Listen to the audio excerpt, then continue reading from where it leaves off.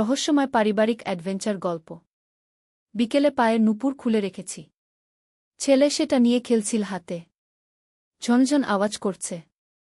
আমি বললাম, ওটা ভেঙে ফেলিস না, গ্রীষ্মে হাসল। না মা, আমি খুব যত্ন করব।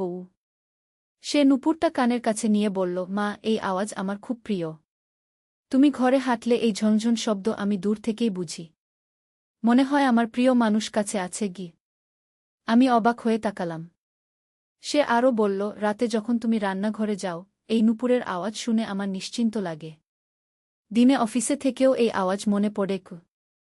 সে নুপুরটা আমার হাতে দিয়ে বলল, মা, এই নুপুর শুধু আমার কানের জন্য বাজুক। আমি চাই তুমি আমার স্ত্রী হও, আর এই নুপুর আমাদের ঘরেই বাজুক। গুষে আমার পায়ে নুপুরটা পরিয়ে দিল। আমি তোমাকে ভালোবাসি মা। তোমার প্রতিটি আওয়াজ, প্রতিটি গতিবিধি আমার প্রিয়। আমি তোমাকে বিয়ে করতে চাই। নুপুরের ঠান্ডা স্পর্শ আমার পায়ে লাগল, কিন্তু মন গরম হয়ে উঠল। এই গল্পটি সম্পূর্ণ শুনলে আপনাদের পানি অটোমেটিক বের হয়ে যাবে, যত দ্রুত সম্ভব হাতের কাছে টিস্যু নিয়ে বসে পড়ো। বিছানার চাদর যেন নষ্ট না হয় সেটা সম্পূর্ণ খেয়াল রাখার অনুরোধ জানিয়ে গল্পটি এখন শুরু করব। তার আগের সর্বশেষ অনুরোধ, দয়া করে এমন পানি বের করার গল্প নিয়মিত শুনতে আমাদের চ্যানেলটি সকলেই সাবস্ক্রাইব করুন। ধন্যবাদ। হ্যালো বন্ধুরা, আমার নাম রুমানা খান। আমার বয়স 39 বছর। আমার স্বামীর নাম তানভীর খান, বয়স 42 বছর। আমাদের 2 সন্তান, রিয়াদ আর মিশকাত। রিয়াদ 18 বছর বয়সী, কলেজে পড়ে। মিশকাত 10 বছর বয়সী, স্কুলে যায়। গত সপ্তাহের ঘটনা। আমি ঘরে বসে সেলাই এর কাজ করছিলাম। রিয়াদ স্কুল থেকে ফিরে এসে আমার নুপুর নিয়ে খেলতে শুরু করল। আমি প্রথমে ভাবলাম ছেলেমানুষি করছে, কিন্তু তার কথাগুলো শুনে আমি ভীষণ অবাক হলাম। মা, রিয়াদ বলল, তুমি জানো না এই নুপুরের আওয়াজ কতটা জাদুকরী। তুমি যখন ঘরে হাঁটো, আমি চোখ বন্ধ করে শুধু এই আওয়াজ শুনি। মনে হয় বিশ্বের সবচেয়ে সুন্দর সঙ্গীত বাজছে গু। আমি বললাম, এসব কি বলছিস তুই? সে আরও উৎসাহে বলল, মা, তুমি আমার কাছে পৃথিবীর সবচেয়ে সুন্দর মানুষ। তোমার নুপুরের আওয়াজ আমার হৃদয়ে এমনভাবে বেজে ওঠে যে আমি মনে করি তুমি আমার জীবনের সবচেয়ে গুরুত্বপূর্ণ মানুষ গো। আমি ভাবলাম ছেলে হয়তো মায়ের প্রতি ভালোবাসা প্রকাশ করছে। কিন্তু তার পরের কথা শুনে আমি অসহায় বোধ করলাম। মা, আমি চাই তুমি সারা জীবন আমার পাশে থাকো। তোমাকে ছাড়া আমি একদিনও বাঁচতে পারব না। তুমি যদি কোনোদিন আমার থেকে দূরে চলে যাও, আমি মরে যাব। তার চোখে অশ্রু দেখতে পেলাম। আমি তাকে বোঝানোর চেষ্টা করলাম, রিয়াদ, মা তো সবসময় তোর কাছেই থাকবে। কিন্তু তুই বড় হয়ে যাবি, বিয়ে করবি, নিজের সংসার করবি। সেটাই স্বাভাবিক গু। সে জোরে মাথা নাড়ল, না মা, আমি কখনো বিয়ে করব না। আমি শুধু তোমাকে নিয়েই বাঁচতে চাই। তুমি আমার স্ত্রী হয়ে যাও। আমার মাথায় যেন বাজ পড়ল। আমি বললাম, এসব কি বলছিস তুই? আমি তোর মা। এরকম কথা বলা একদম ঠিক না গি। কিন্তু সে থামল না।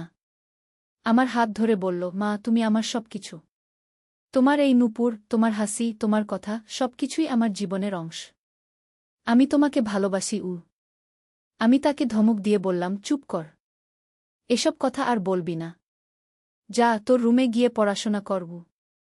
কিন্তু সে আমার পায়ে নুপুর পরিয়ে দিতে চাইল। আমি তাকে বাধা দিলাম। সে কাঁদতে শুরু করল। মা, আমি তোমাকে ছাড়া বাঁচতে পারব না।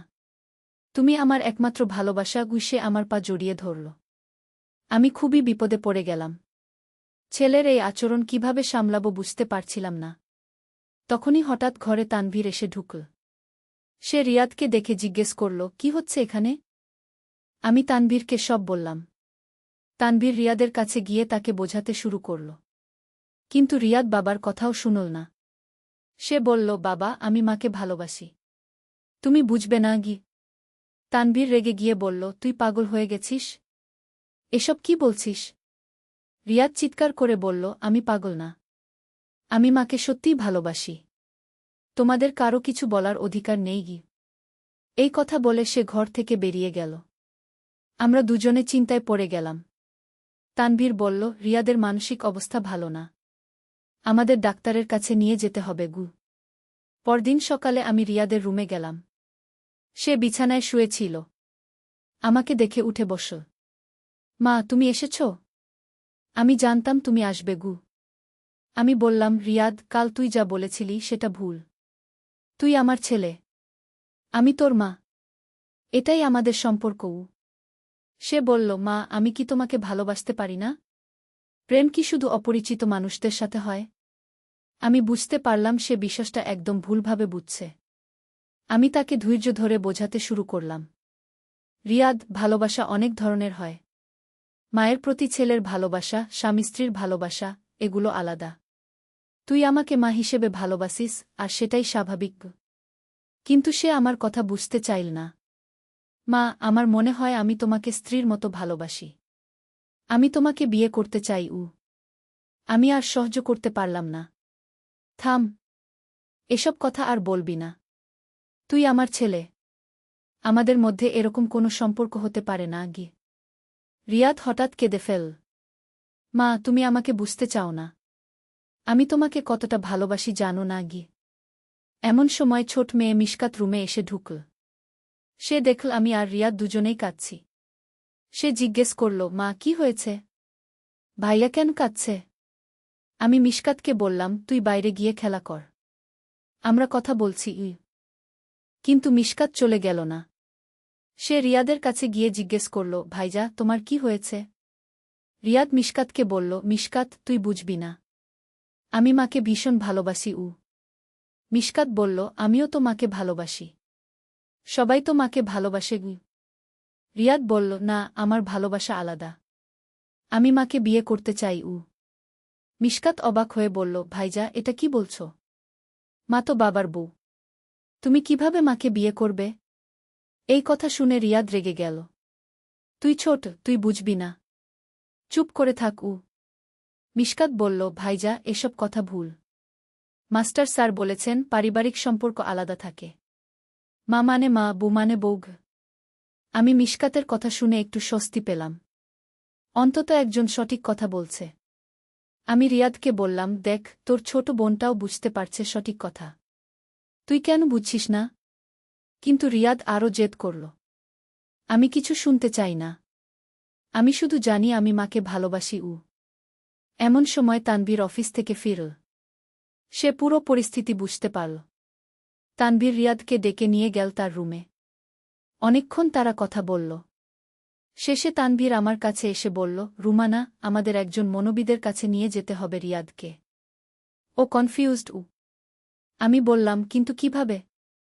ও তো রাজি হবে না। তানভীর বলল, আমি ওকে বলবো যে আমরা পারিবারিক কাউন্সেলিং করাতে যাচ্ছি। ও রাজি হয়ে যাবে। পরদিন আমরা তিনজনে গেলাম ডক্টর শামিনা আক্তারের কাছে। তিনি একজন অভিজ্ঞ মনোবিদ। তিনি রিয়াদের সাথে প্রায় 1 ঘণ্টা একা কথা বললেন। তারপর আমাদের ডাকলেন। ডক্টর শামিনা বললেন, রিয়াদের সমস্যাটা হচ্ছে ইডিপাল কমপ্লেক্স। এটা এক ধরনের মানসিক অবস্থা যেখানে ছেলেরা মায়ের প্রতি অতিরিক্ত আসক্তি অনুভব করে। এটা সাইকোলজিক্যাল একটা ইস্যু। আমি জিজ্ঞেস করলাম, এটা কি ঠিক হবে? ডক্টর বললেন, হ্যাঁ, অবশ্যই। কিন্তু থেরাপি দরকার। রিয়াদকে নিয়মিত কাউন্সেলিং করাতে হবে। আর আপনাদেরও কিছু নিয়ম মেনে চলতে হবে। তিনি আমাকে বললেন, রুমানা, আপনি রিয়াদের সাথে একটু দূরত্ব বজায় রাখবেন। ওর সাথে বেশি ইন্টিমেট কথাবার্তা বলবেন না। আর তানভীর সাহেব, আপনি রিয়াদের সাথে বেশি সময় কাটান। ছেলে পুরুষের সঙ্গ দরকার।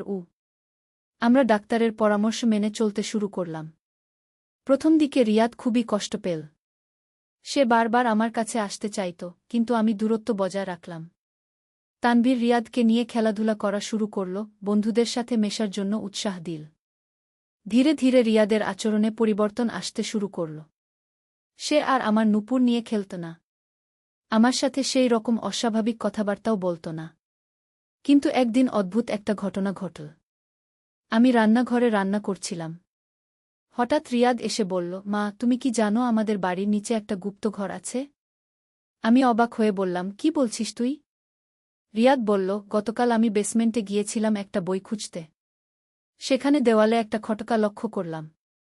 চাপ দিতেই একটা দরজা খুলে গেল। ভিতরে দেখি পুরনো আমলের অনেক জিনিস। আমি বললাম, সেটা তো দাদুর আমলের পুরনো স্টোর রুম হবে।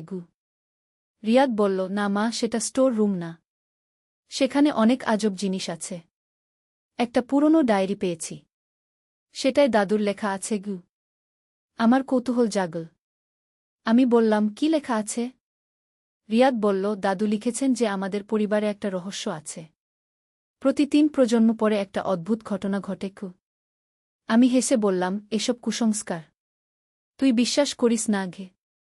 কিন্তু রিয়াদ গম্ভীর মুখে বলল, মা, দাদু আরও লিখেছেন যে আমাদের বংশের পুরুষরা মায়েদের প্রতি অস্বাভাবিক আকর্ষণ অনুভব করে। এটা একটা পারিবারিক অভিশাপ। এই কথা শুনে আমার গা ছমছম করে উঠল। আমি বললাম, এসব বাজে কথা। তুই ডাক্তারের কাছে যাচ্ছিস না কেন? সেই রহস্যের ঘর দেখানোর বদলে তোর চিকিৎসার দিকে মন দে গি। রিয়াদ বলল, মা, তুমি একবার দেখে এসো। আমার মনে হয় এই রহস্যের সাথে আমার সমস্যার সম্পর্ক আছে গি। আমি ভাবলাম ছেলের কথায় কিছু যুক্তি আছে কিনা। তানবীরও এসে গেছে ততক্ষণে। আমি তাকে পুরো ব্যাপারটা বললাম। তানবীর বলল, চলো দেখে আসি। হয়তো সত্যিই কোনো পুরনো জিনিস আছে যা আমাদের জানা দরকার গু। আমরা ৩ জনে বেসমেন্টে নামলাম। রিয়াদ আমাদের দেওয়ালের একটা জায়গায় নিয়ে গেল। সত্যিই চাপ দিতে একটা গোপন দরজা খুলে গেল। ভিতরে ঢুকে দেখি একটা ছোট ঘর। পুরনো আসবাবপত্র আর নানা রকম জিনিস। একটা কাঠের বাক্সে অনেক পুরনো ডায়েরি পেলাম। রিয়াদ একটা ডায়েরি তুলে আমাদের দেখাল। তাতে আমার শ্বশুরের হাতের লেখা। ডায়েরিতে লেখা ছিল, আমাদের বংশে একটা অদ্ভুত সমস্যা আছে। আমার বাবার সময় থেকেই দেখে আসছি, পুরুষরা মায়েদের প্রতি অস্বাভাবিক আসক্তি অনুভব করে। আমার বড় ভাই রমেশও এই সমস্যায় ভুগেছিল। আমি নিজেও যৌবনে এই সমস্যার মুখোমুখি হয়েছি গু। আমি আরও পড়তে থাকলাম। এই সমস্যার সমাধান আমি বারবার খুঁজেছি। শেষে বুঝতে পেরেছি এটা মানসিক সমস্যা। যথাযথ চিকিৎসা আর পারিবারিক সাপোর্ট দিলে এটা সমাধান হয় গ। তানভীর বলল, দেখো, এটা কোনো অভিশাপ না। আমাদের পরিবারে এই মানসিক সমস্যাটা জেনেটিক হতে পারে। কিন্তু এর চিকিৎসা আছে গু। রিয়াদ বলল, মানে আমি অভিশপ্ত না? আমি হেসে বললাম, না বাবা, তুই অভিশপ্ত না। এটা একটা মানসিক সমস্যা যার চিকিৎসা হয় গ। এরপর আমরা আরও কিছু পুরনো জিনিস দেখলাম। একটা পুরনো ট্রাঙ্কে পাওয়া গেল অনেক পুরনো ছবি আর কাগজপত্র। তার মধ্যে একটা মানচিত্র ছিল যেটা দেখে মনে হল কোনো গুপ্তধনের ইশারা। তানভীর বলল, এগুলো দেখে মনে হচ্ছে আমাদের পূর্বপুরুষরা কোনো ব্যবসা করতেন যার কিছু গোপন দিক ছিল। আমরা মানচিত্রটা নিয়ে উপরে এলাম। সেখানে দেখা গেল আমাদের বাড়ির আশেপাশের এলাকার একটা ম্যাপ। কয়েকটা জায়গায় বিশেষ চিহ্ন দেওয়া। রিয়াদ বলল, আমাদের এই জায়গাগুলো খোঁজা উচিত। হয়তো কোনো গুরুত্বপূর্ণ কিছু পাওয়া যাবে গু। আমি বললাম, আগে তোর চিকিৎসা সম্পূর্ণ কর। এসব রহস্য পরে দেখা যাবে। কিন্তু রিয়াদ বলল, মা, এই রহস্য সমাধান করলে হয়তো আমার সমস্যার পুরোপুরি সমাধান হয়ে যাবে। দাদুর ডায়েরিতে লেখা আছে যে এই রহস্যের সাথে আমাদের পারিবারিক সমস্যার গভীর সম্পর্ক আছে গি। তানভীর ডায়েরিটা আবার পড়ল। তারপর বলল, ঠিক আছে, আমরা এই মানচিত্র অনুসরণ করে দেখতে পারি কি পাওয়া যায়। কিন্তু তোর থেরাপি বন্ধ করবি না গ। পরের দিন সকালে আমরা মানচিত্র নিয়ে বের হলাম। প্রথম চিহ্নিত স্থানটি ছিল আমাদের বাড়ি থেকে ২ কিলোমিটার দূরে একটি পুরনো বটগাছের নিচে। সেখানে পৌঁছে দেখি সত্যিই একটি বিশাল বটগাছ আছে। রিয়াদ গাছের চারপাশে খোঁজাখুঁজি করতে লাগল।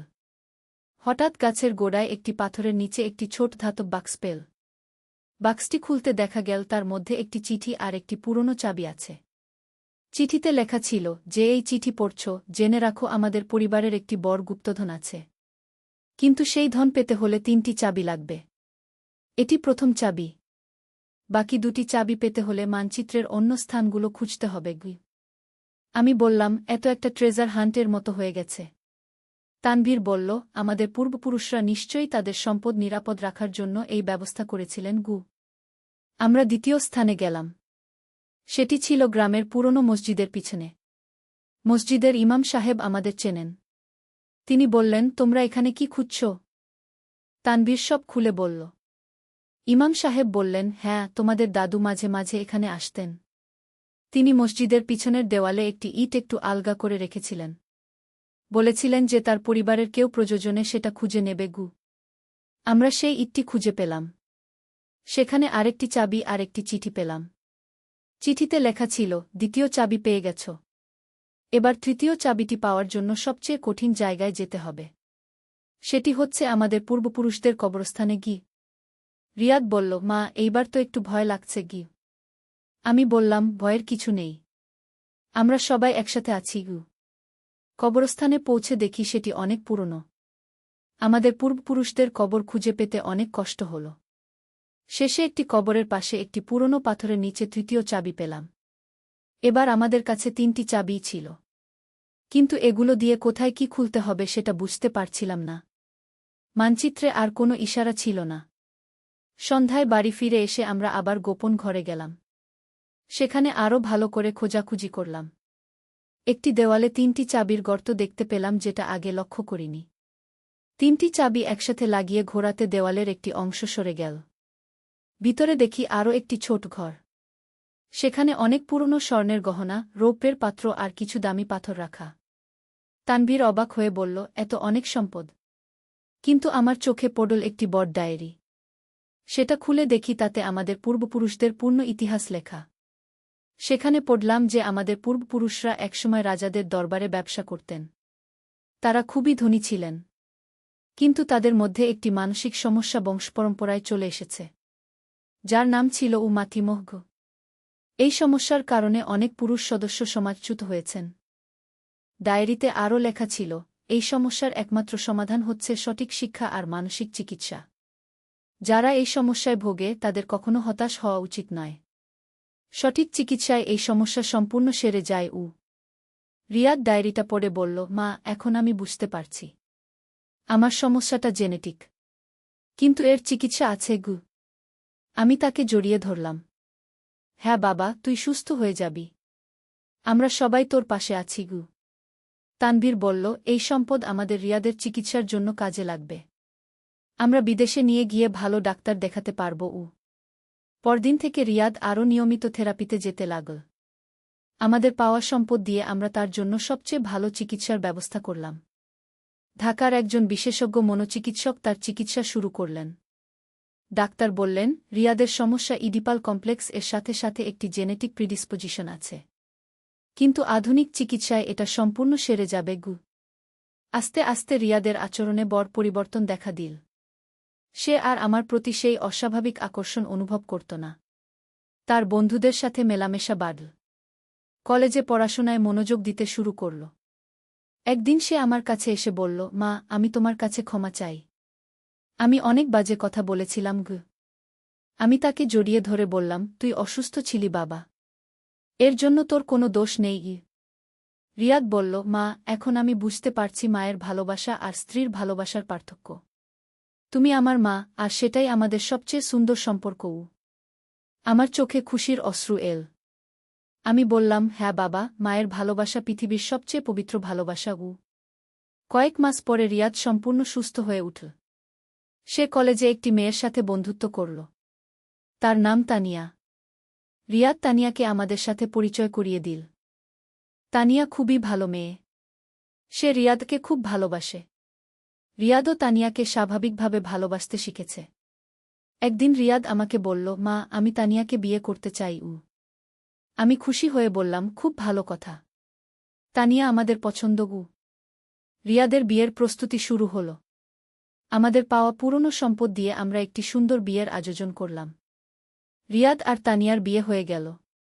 বিয়ের দিন রিয়াদ আমাকে বলল, মা, তোমার দোয়ায় আমি সুস্থ হয়েছি। এখন আমি একজন স্বাভাবিক মানুষ। আমি তার কপালে চুমু দিয়ে বললাম, তুই সবসময় আমার ভালো ছেলে ছিলি, শুধু একটু অসুস্থ হয়ে পড়েছিলি। তানিয়াও আমাকে মা বলে ডাকে। সে আমাকে খুব সম্মান করে। রিয়াদ তানিয়াকে খুব যত্ন করে। তাদের সম্পর্ক খুবই সুন্দর। 1 বছর পরে তানিয়া গর্ভবতী হল। আমরা সবাই খুব খুশি হলাম। রিয়াদ বাবা হওয়ার জন্য উৎসুক হয়ে আছে। মিশকা তো বড় হয়েছে। সে এখন হাই স্কুলে পড়ে। সে খুব মেধাবী। তার ভবিষ্যৎ নিয়ে আমাদের কোনো চিন্তা নেই। তানভীর এখনও সেই পুরনো সম্পদের একটি অংশ নিয়ে ব্যবসা করে। আমাদের আর্থিক অবস্থা ভালো। কিন্তু সবচেয়ে বড় কথা, আমাদের পারিবারিক সম্প্রীতি ফিরে এসেছে। রিয়াদ এখন আর আমার নুপুরের কথা বলে না। সে তানিয়ার গলার হার নিয়ে কথা বলে। তানিয়া যখন হাঁটে, তার গয়নার আওয়াজ শুনে রিয়াদ বলে, আমার স্ত্রীর পদধ্বনি কতটা মধুর। আমি মনে মনে ভাবি, এভাবেই স্বাভাবিক সম্পর্ক হওয়া উচিত। স্বামী স্ত্রীর মধ্যে প্রেম, মাছেলের মধ্যে ভালোবাসা। আজ রিয়াদ আর তানিয়ার 6 মাসের বাচ্চা হয়েছে। একটি ছেলে। তার নাম রেখেছি আরিফ। আরিফকে দেখলে মনে হয় যেন ছোট রিয়াদ। রিয়াদ আরিফকে খুব ভালোবাসে। সে বলে, মা, আমি আরিফকে সঠিকভাবে বড় করব, যাতে সে কখনো আমার মতো সমস্যায় না পড়ে।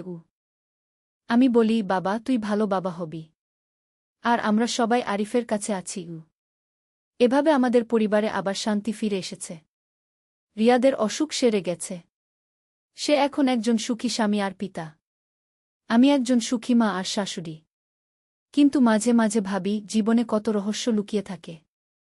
আমাদের পারিবারিক সমস্যা থেকে শুরু করে পূর্বপুরুষদের গুপ্তধন, সবকিছুই একসাথে মিলে গেল।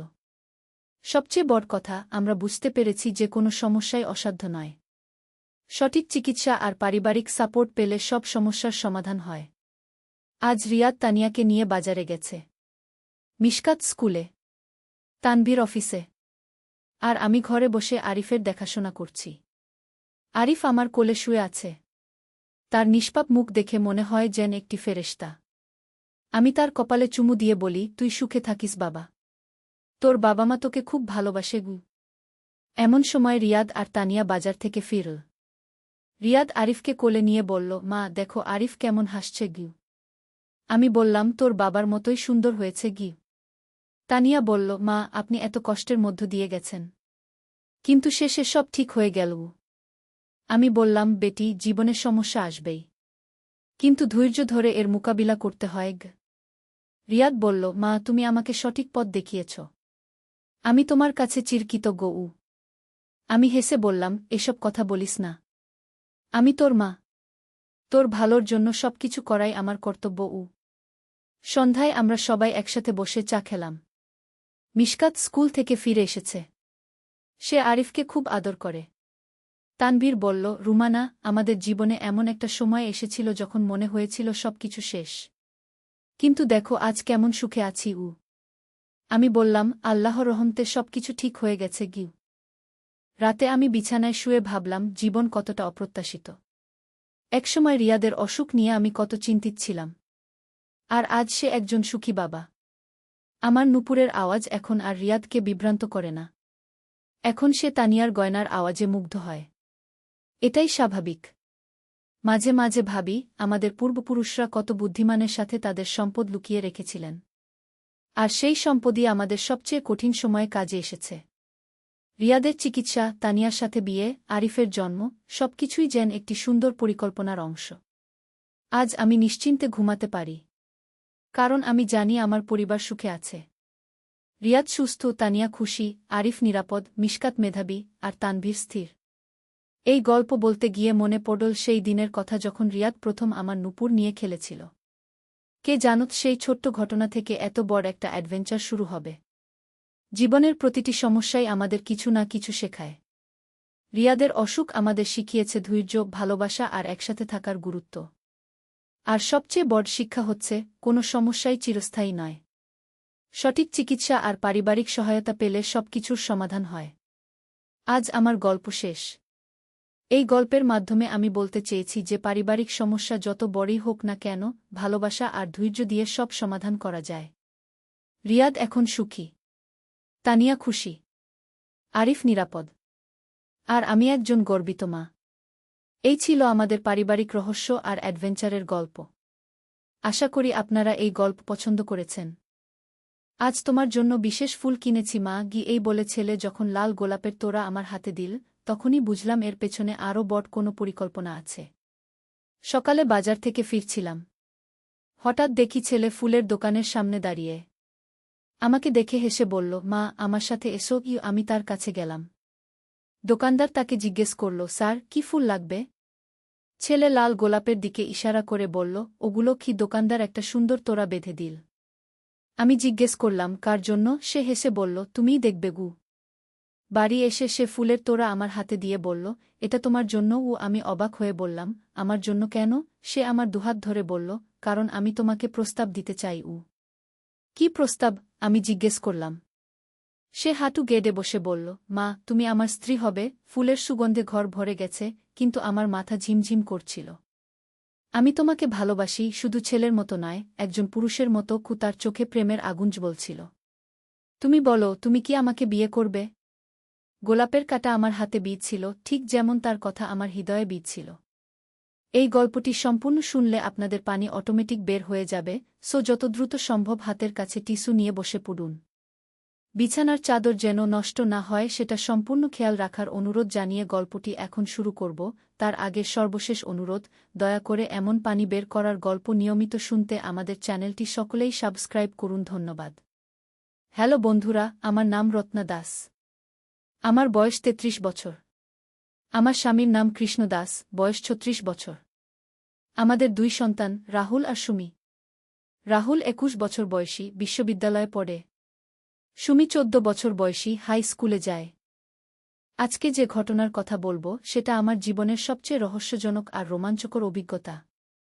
এমন কিছু যা আমি কখনো ভাবিনি যে আমার সাথে ঘটতে পারে। ঘটনাটা শুরু হয়েছিল গত মাসে। রাহুল তখন কলেজের পরীক্ষা শেষ করে বাড়ি এসেছে। কিন্তু তার আচরণে কিছু একটা পরিবর্তন লক্ষ্য করছিলাম। সে আমার সাথে বেশি সময় কাটাতে চাইত। আমার রান্নাঘরের কাজে সাহায্য করত। এমনকি আমি যখন কাপড় ধুতাম তখনও সে পাশে এসে দাঁড়াত। প্রথম দিকে মনে করেছিলাম হয়তো ছেলেটা আমাকে মিস করেছে কলেজে থাকার সময়। কিন্তু দিন যেতে যেতে বুঝলাম বিশ্বাসটা অন্যরকম।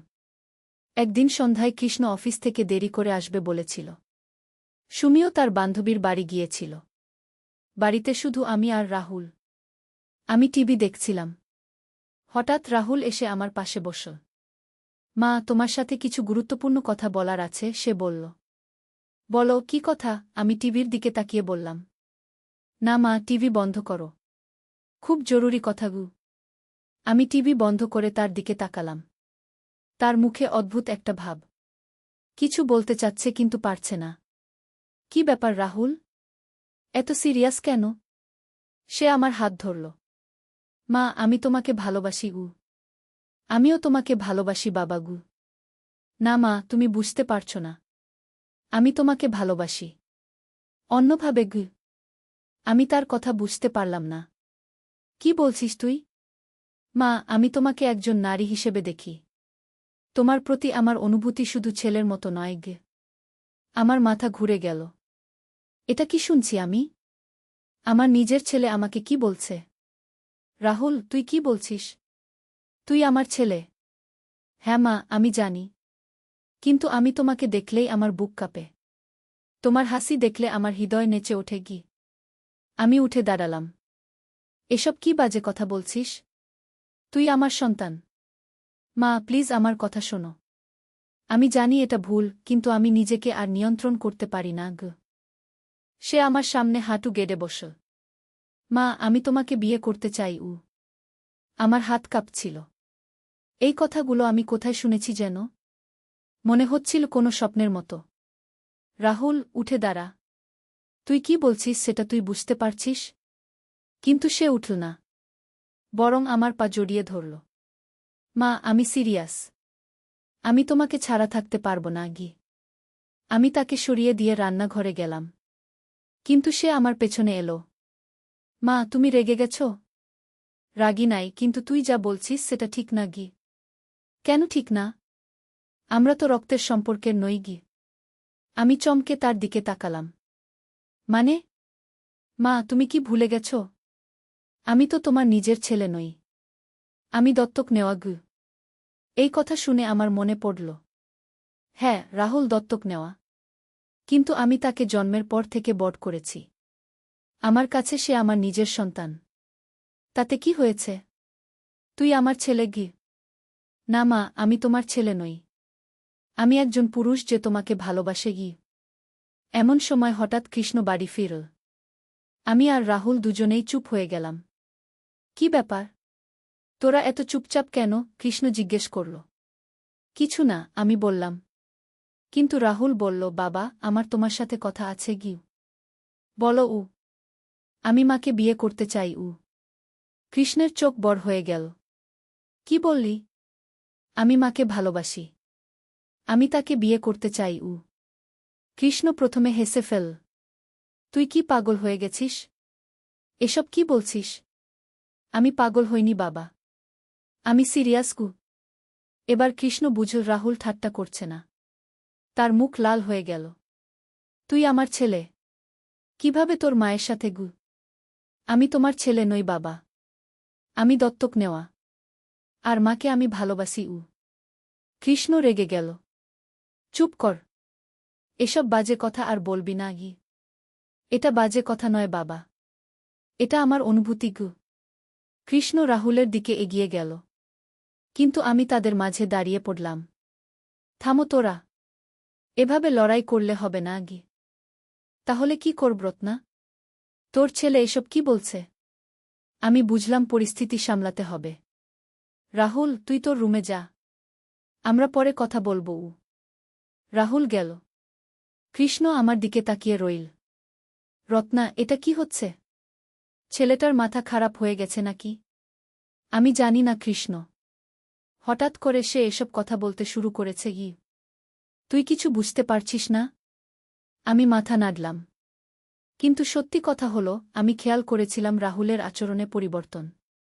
সে আমার প্রতি বেশি মনোযোগী হয়ে উঠেছিল। রাতে শুতে গিয়েও আমি ভাবতে থাকলাম, রাহুল কি সত্যিই আমাকে অন্যভাবে দেখে? এটা কি সম্ভব? পরের দিন সকালে রাহুল আমার কাছে এসে ক্ষমা চাইল। মা, গতকাল আমি যা বলেছি সেজন্য দুঃখিত। ঠিক আছে। তুই হয়তো কনফিউজড ছিলি গু। না মা, আমি কনফিউজড নই। আমি এখনও তোমাকে ভালোবাসি। কিন্তু আমি বুঝতে পারছি যে এটা সম্ভব নয় গু। আমি তার দিকে তাকালাম। তার চোখে দুঃখ। রাহুল, তুই একটা ভালো মেয়ে খুঁজে বিয়ে কর। তোর নিজের একটা সংসার করো। আমি জানি মা। কিন্তু আমার মনে তোমার জায়গা নিতে আর কেউ পারবে না গি। এই কথায় আমার মনে একটা অদ্ভুত অনুভূতি হল। আমি জানি এটা ভুল, কিন্তু রাহুলের ভালোবাসার কথা শুনে আমার মধ্যে এক ধরনের গর্ব হচ্ছিল। কিন্তু হঠাৎ করে পরিস্থিতি পাল্টে গেল। সেদিন বিকেলে আমি লক্ষ্য করলাম রাহুল টেলিফোনে কারো সাথে কথা বলছে। তার কণ্ঠস্বর শুনে মনে হলো সে কোনো মেয়ের সাথে কথা বলছে। হ্যাঁ প্রিয়া, আমি তোমাকে ভালোবাসি। আমার পরিবারে তোমাকে নিয়ে আসার পরিকল্পনা আছে গি। আমি অবাক হলাম। কে এই প্রিয়া? রাহুল কি আসলেই কোনো মেয়েকে ভালোবাসে? আমি তার রুমের সামনে দাঁড়িয়ে কান পাতলাম। না প্রিয়া, আমার মা খুবই ভালো। তুমি তার সাথে থাকলে খুশি হবে গু। এবার আমি বুঝলাম, রাহুল আমার সাথে যা করেছে সেটা একটা পরিকল্পনা। সে হয়তো চেয়েছিল আমাকে কনভিন্স করতে যে সে আমাকে নিয়ে কোনো অসৎ ভাবনা ভাবে না। কিন্তু আসলে তার একটা বান্ধবী আছে যাকে সে বিয়ে করতে চায়। আর সে ভেবেছিল, আগে আমার সাথে এমন একটা নাটক করলে, পরে যখন সে তার আসল বান্ধবীর কথা বলবে, তখন আমি খুশি হয়ে রাজি হয়ে যাব। কি চালাক ছেলে! আমি হাসতে হাসতে রান্নাঘরে গেলাম। সন্ধ্যায় রাহুল আমার কাছে এসে বলল, মা, আমার একটা কথা আছে গিউ। বলো। আমার একটা বান্ধবী আছে। তার নাম প্রিয়া গু। আমি তাকে দেখে হাসলাম। সত্যি? হ্যাঁ মা। আমি তাকে বিয়ে করতে চাই। তাই? তাহলে তুই গতকাল যা বলেছিলি? রাহুলের মুখ লাল হয়ে গেল। সেটা সেটা আসলে গু। বলো, কি আসলে? আসলে আমি ভেবেছিলাম তোমাকে আগে সব দিয়ে রাখলে, পরে যখন প্রিয়ার কথা বলবো, তখন তুমি খুশি হয়ে রাজি হয়ে যাবে গু। আমি জোরে হেসে ফেললাম। তোর এত বুদ্ধি! তুমি রাগ করনি? রাগ করব কেন? তুই তো একটা ভালো পরিকল্পনা করেছিস কি। রাহুল স্বস্তির নিঃশ্বাস ফেল। তাহলে তুমি প্রিয়াকে দেখতে রাজি? অবশ্যই। কবে আনবি তাকে? আগামীকাল। ঠিক আছে গি। কিন্তু পরের দিন সকালে একটা অদ্ভুত ঘটনা ঘটল। আমি বাজার থেকে ফিরে দেখি একটা মেয়ে আমাদের বাড়ির সামনে দাঁড়িয়ে আছে। সে কাঁদছে। কি হয়েছে মা? আমি তাকে জিজ্ঞেস করলাম। আপনি কি রাহুল দার মা? হ্যাঁ। তুমি কে? আমি প্রিয়া, রাহুল দার বান্ধবী গু। ওহ, তুমি প্রিয়া।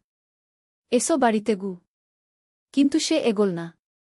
আন্টি, আমি আপনাকে একটা কথা বলার জন্য এসেছি। কি কথা? রাহুল দা আমার সাথে বিয়ের কথা বলেছিল। কিন্তু গতকাল সে আমাকে ফোন করে বলল যে সে আপনাকে ভালোবাসে। আর আমাদের সম্পর্ক শেষ। আমার মাথা ঘুরে গেল। কি বলছো তুমি? রাহুল দা বলেছে যে সে আপনাকে বিয়ে করতে চায়। আর আমি যেন আর তার সাথে যোগাযোগ না করি। এবার আমি বুঝলাম, রাহুল সত্যিই আমাকে ভালোবাসে। সে প্রিয়ার সাথে সম্পর্ক ছিন্ন করে দিয়েছে। প্রিয়া, তুমি ভুল বুঝেছ। রাহুল তোমাকেই ভালোবাসে গি। না আন্টি। সে পরিষ্কার করে বলেছে গি। এমন সময় রাহুল বাড়ি থেকে বেরিয়ে এলো। প্রিয়াকে দেখে তার মুখ শক্ত হয়ে গেল। প্রিয়া, তুমি এখানে কেন এসেছ? রাহুল, তুমি কি করেছ? আমি তাকে জিজ্ঞেস করলাম। মা, আমি তোমাকে বলেছি যে আমি তোমাকে ভালোবাসি। প্রিয়ার সাথে আমার কোনো সম্পর্ক নেই গি। প্রিয়া কাঁদতে লাগল। রাহুল, তুমি আমাকে ছেড়ে দিলে কেন? কারণ আমি তোমাকে ভালোবাসি না। আমি আমার মাকে ভালোবাসি। আমি রাহুলের হাত ধরলাম। রাহুল, তুই কি করছিস? এই মেয়েটাকে কষ্ট দিচ্ছিস কেন? আমি কাউকে কষ্ট দিতে চাই না মা। কিন্তু আমি তোমাকে ছাড়া থাকতে পারি না গি। প্রিয়া আমার দিকে তাকিয়ে বলল, আন্টি, আপনি রাহুল দাকে বোঝান। সে আপনার ছেলে গু। আমি তার ছেলে নই, রাহুল চিৎকার করে বলল। আমি দত্তক নেওয়া। আর আমি আমার মাকে একজন নারী হিসেবে ভালোবাসি। প্রিয়া আরও জোরে কাঁদতে লাগল। আমি তাকে সামলালাম।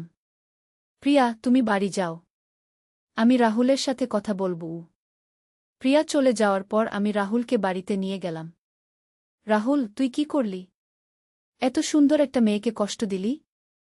মা, আমি তার সাথে ভুয়া সম্পর্ক রাখতে পারি না। আমি তোমাকেই ভালোবাসি। আমি বুঝলাম রাহুল সত্যিই কনফিউজড। সে জানে না যে এটা সঠিক নাকি ভুল। রাহুল, আমি তোর মা।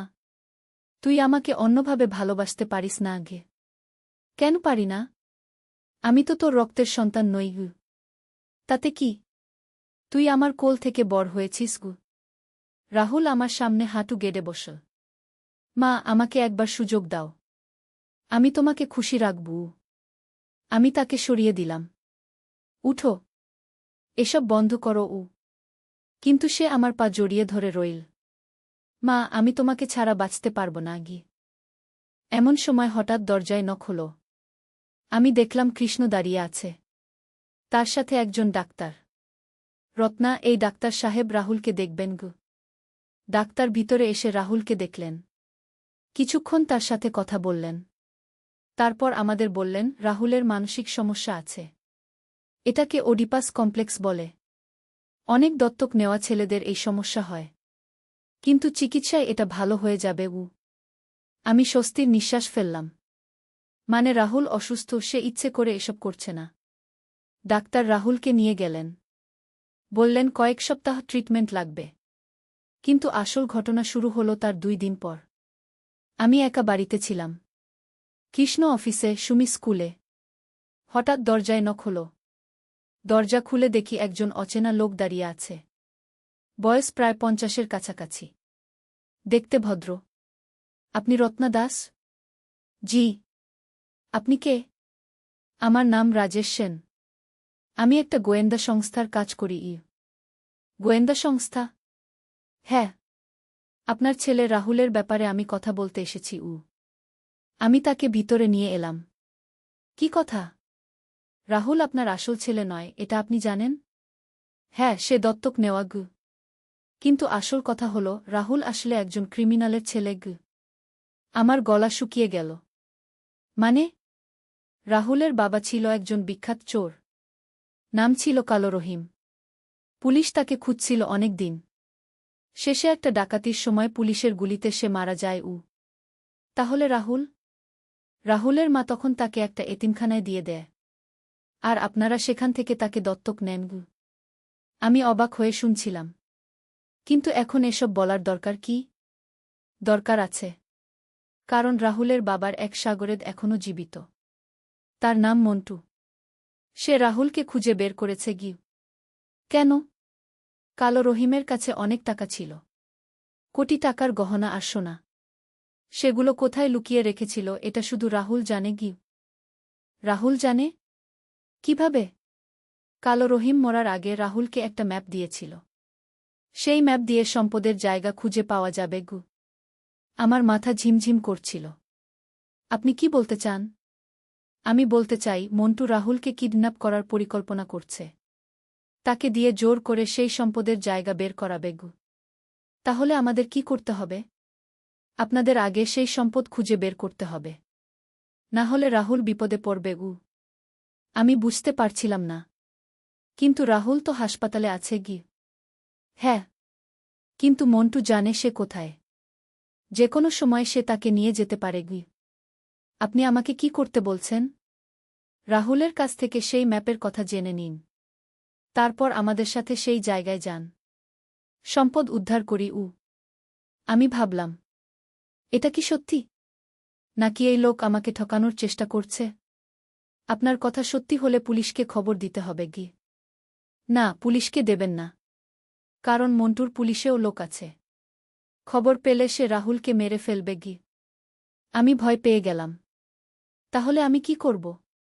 আপনি আমাদের সাথে কাজ করুন। আমরা সবকিছু শান্তিপূর্ণভাবে সমাধান করব। সেদিন সন্ধ্যায় কৃষ্ণ বাড়ি এসে আমি তাকে সব বললাম। সেও চিন্তিত হয়ে পড়ল। তাহলে রাহুল সত্যিই বিপদে? মনে হচ্ছে তাই তাহলে আমাদের কি করা উচিত? ওই রাজেশ বলেছে রাহুলের কাছ থেকে ম্যাপের কথা জানতে পরের দিন আমরা হাসপাতালে রাহুলের কাছে গেলাম। সে অনেক ভালো ছিল। ডাক্তার বলেছিলেন তার অবস্থার উন্নতি হচ্ছে। রাহুল, তোর একটা কথা জিজ্ঞেস করার আছে। আমি বললাম, কি মা? তোর বাবার কথা কিছু মনে আছে? রাহুলের মুখ গম্ভীর হয়ে গেল। কেন এসব জিজ্ঞেস করছো মা? তুই শুধু বল কিছু মনে আছে কিনা হ্যাঁ, কিছুটা মনে আছে সে তোকে কিছু দিয়েছিল কোনোদিন? রাহুল একটু ভেবে বলল, হ্যাঁ, একটা কাগজ দিয়েছিল। বলেছিল এটা যত্ন করে রাখতে সেই কাগজ কোথায়? আমার পুরানো বইয়ের মধ্যে লুকিয়ে রেখেছি আমি আর কৃষ্ণ দুজনেই খুশি হলাম। কোন বই যে? আমার ক্লাস 10-এর বাংলা বইয়ে বাড়ি ফিরে আমরা রাহুলের রুম তল্লাশি করলাম। তার পুরানো বইগুলোর মধ্যে বাংলা বই খুঁজে পেলাম। বইয়ের পাতার মধ্যে একটা পুরানো কাগজ ভাঁজ করা ছিল। কাগজটা খুলে দেখি, এটা সত্যিই একটা ম্যাপ। কিন্তু বোঝা যাচ্ছে না এটা কোথাকার ম্যাপ। আমি রাজেশের নম্বরে ফোন করলাম। সে এসে ম্যাপ দেখল। হ্যাঁ, এটাই সেই ম্যাপ।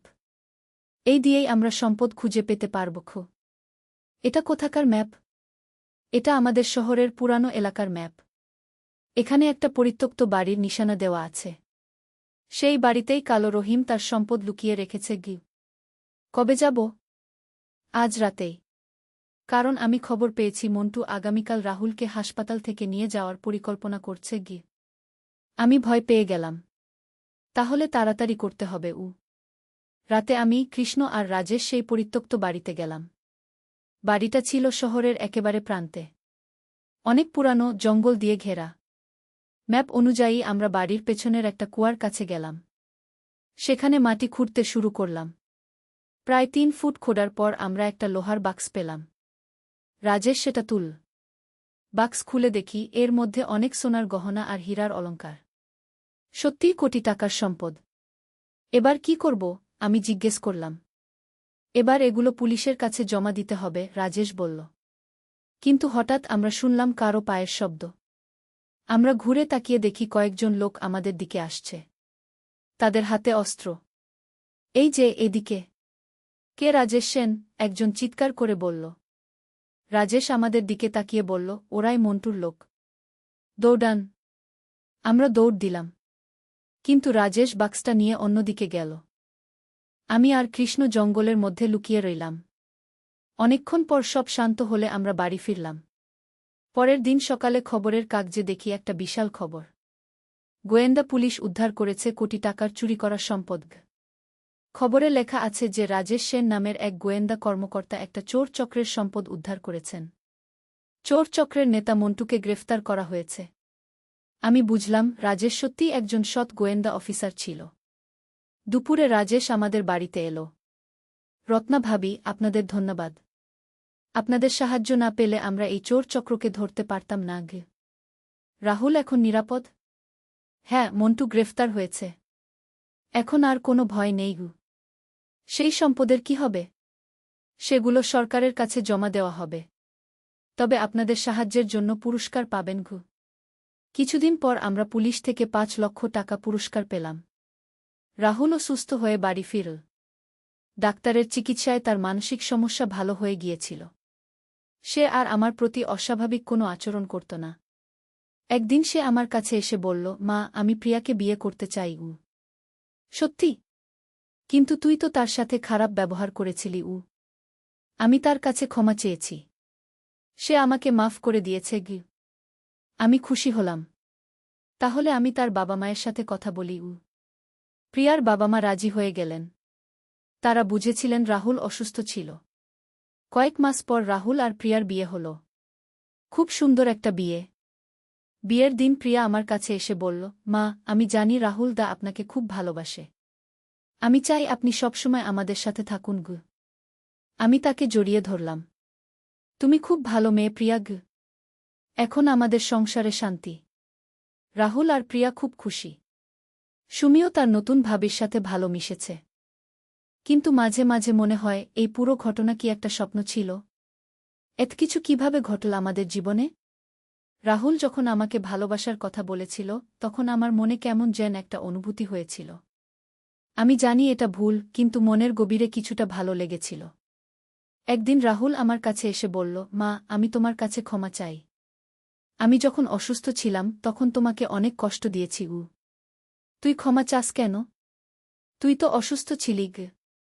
হ্যাঁ, কিন্তু তবুও তুমি আমার মা, আমি তোমাকে সম্মান করতে পারিনি। আমি তার মাথায় হাত দিলাম। তুই আমার ছেলে। যা হয়েছে ভুলে যা। মা, আমি তোমাকে সত্যিই ভালোবাসি। মা হিসেবে আমিও তোমাকে ভালোবাসি বাবাগু। এভাবেই শেষ হলো আমাদের এই অদ্ভুত অভিজ্ঞতা। একটা পারিবারিক সমস্যা থেকে শুরু হয়ে তা হয়ে গেল একটা রোমাঞ্চকর অ্যাডভেঞ্চার। আজকাল যখন এসব ঘটনার কথা মনে পড়ে তখন মনে হয় জীবন সত্যিই অদ্ভুত। কখন কি ঘটে যাবে তা আমরা জানি না। রাহুলের মানসিক সমস্যা, তারপর সেই গোয়েন্দা কাহিনী, চোর চক্রের সাথে সংঘর্ষ, এসব যেন কোনো সিনেমার গল্প। কিন্তু এই সব ঘটনার মধ্য দিয়ে আমাদের পরিবার আরও একতাবদ্ধ হয়েছে। রাহুল এখন একজন দায়িত্বশীল স্বামী। প্রিয়াও আমাদের পরিবারের একজন সদস্য হয়ে মিশে গেছে। মাঝে মাঝে রাজেশও আমাদের বাড়িতে আসে। সে এখন আমাদের পারিবারিক বন্ধু।